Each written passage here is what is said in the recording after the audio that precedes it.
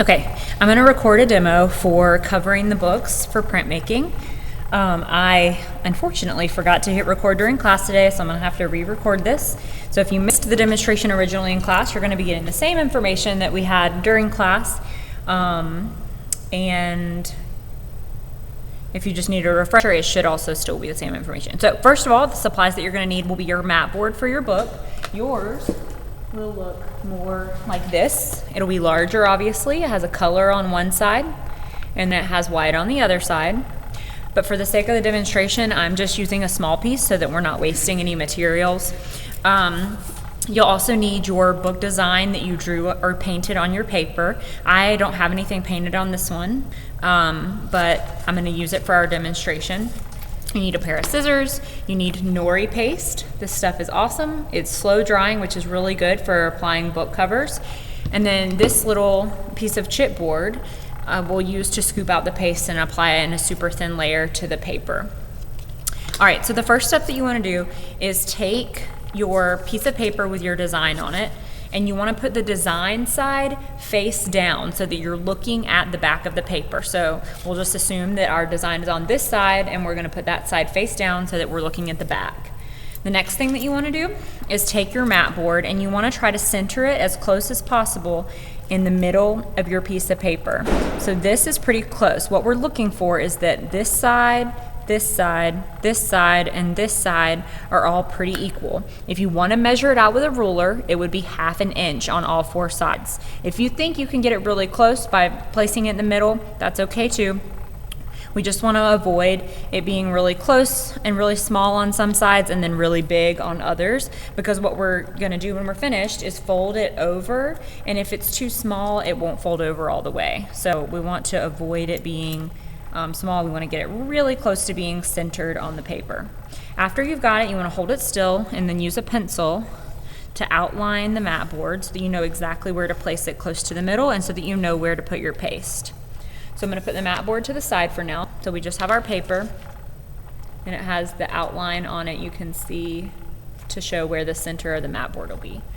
Now, before we apply the paste, we want to cut off the corners in a triangle, because when it's pasted down, the edges are going to be folded over, and what you'll see is if we fold the edges over without cutting this off, it gathers and bunches up, and we don't want to glue paper to paper. We only want to glue paper to mat board because it holds a lot better. So we're gonna before we do this, we're gonna use the scissors and we're gonna cut across in a pretty even triangle. So that means, when I say even, I mean that scissors are pretty much the same distance from here to here as they are from here to here.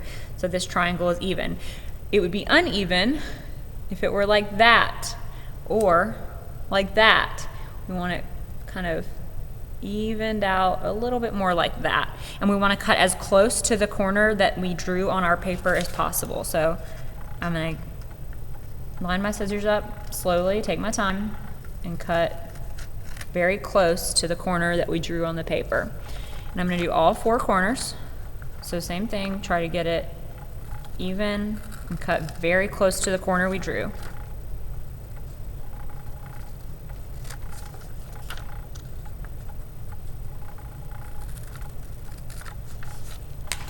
These can be thrown away. Please make sure they don't stay on the floor or on your table. All right, now that we've cut our corners off, we're gonna apply the paste. So we're gonna use the piece of hard chipboard. It's like a hard piece of plastic so that it doesn't flex too much when we scoop inside. When you open the nori paste, you'll notice that there's a secondary lid under here. It's hard to see with the brightness of the light, but there's a second lid right here. So we wanna pull that out and lay it glue side up to the side so we can put it back on there before we put it away. So I'm gonna use it and I'm gonna scoop some out. You don't want to scoop too much. You can always go back and get more. That's an okay amount. We don't want any more than that to start with. Now, I'm going to use this to apply the paste only inside of the square where the mat board's going to lay. And we want to apply it really thin. So see where we have these clumped up translucent areas? We want to get rid of that. We don't want any extra. We want it to be applied pretty much all over the backing. You don't want to apply it on the edges up here, here, here, or here yet. You only want to apply it inside of the rectangle that we traced. All right, so if there's any extra, you just want to kind of scoop it back into the container. I'm going to take the second lid and put it ring side up and then screw the lid. Oh, well, we're about to use it again. But all right, so now I'm going to take my mat board and I'm going to stick it down. There's two sides. You'll have a white side and you'll have a color side. You just have to decide what you want to be facing out. It doesn't matter. And we're going to place it as close as possible to where we drew our rectangle on the paper, and then apply pressure. You don't want to reposition it too much. Once you've stuck it down, you don't really probably want to pull it off and stick it again because it might tear. So once it's down, you want it to be down. Then after I've applied some pressure, I'm going to flip it over and I'm going to try to work out some of these wrinkles. So I'm going to push with the wrinkle, not against it. So I'm going this way because my wrinkles were going that way. If my wrinkles were going this way, I'd push that way. If you don't push with them and you push against them, it creates creases. So you want to try to push with the wrinkles all the way to your edges. And you may still have a couple wrinkles, that's okay. It's not the end of the world. You just want to try to get as much of it out as you can. Now we're going to flip it back over and we want now to deal with these edges. So I'm going to take the second lid back off of the paste, use my chipboard, scoop just a little out, and I'm going to apply it now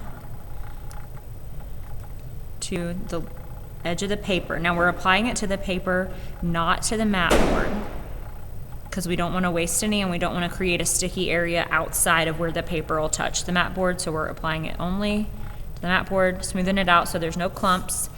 And then you're going to pull from the back side and roll it over the edge and pull it tight.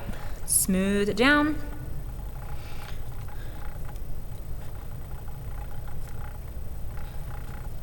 All right, next, flip it. So I'm sort of just applying the paste from the chipboard and then smoothing it out, so there's no clumps. Same process, I'm gonna pull it over the edge, roll it down, and smooth it. So now you see that's why we cut that corner, so that those pieces of paper are not overlapping right here. And we also want to sort of push these edges, make sure the paper is pushed down tight. This is slow drying, so you could see just then my paper moved. Be careful, make sure you keep pushing it down and making sure it's in the right spot. All right, 2 more sides. Don't turn the video off now if you're rewatching it, because there's still just a little bit more instruction. So smooth that out, pull it over the edge, press it down firmly, smooth it out. Again, see where those met each other, they're not overlapping too much. I'm gonna push on this edge. All right, last one.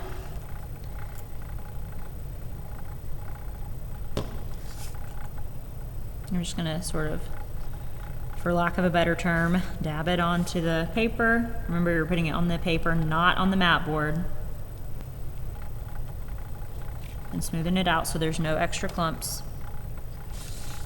And then we are going to pull it from the front over to the back and apply pressure, smooth it down really well.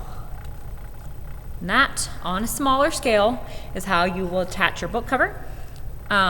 What you also need to do when you're finished is take your cover and put it underneath a textbook and let it dry flat underneath that textbook. So once you've got your cover on there, we can see the paper is applied really smooth. There's no big lumps. It's got good clean edges. This would be finished. We just need to sit it under a heavier textbook so that it stays super flat while it dries. The other thing you want to do is make sure if there's any extra paste that you scrape it off into the container. Then you put, like we already said, put the second lid back on, put the screw lid on,